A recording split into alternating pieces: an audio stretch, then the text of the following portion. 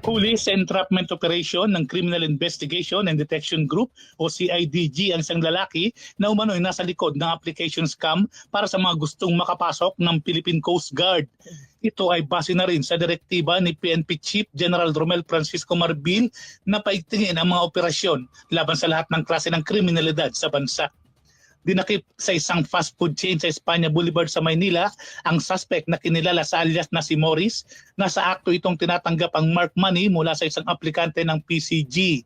Sa ulat, nagugat ang operasyon matapos ang reklamo ng isang aplikante ng Philippine Coast Guard hinggil sa paglapit sa kanya ng suspect na nagpakilalang may malakas o manong koneksyon sa ahensya at matutulungan siyang makapasok sa recruitment process.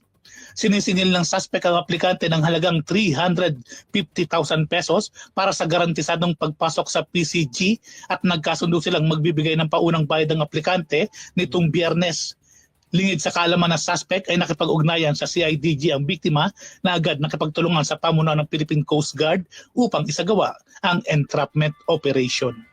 Ako si Edwin Balasa ng Abante Radio. Ito ang balitang mabilis, mabangis, walang mintis. Huli sa entrapment operation ng Criminal Investigation and Detection Group o CIDG ang isang lalaki na umano'y nasa likod ng application scam para sa mga gustong makapasok ng Philippine Coast Guard.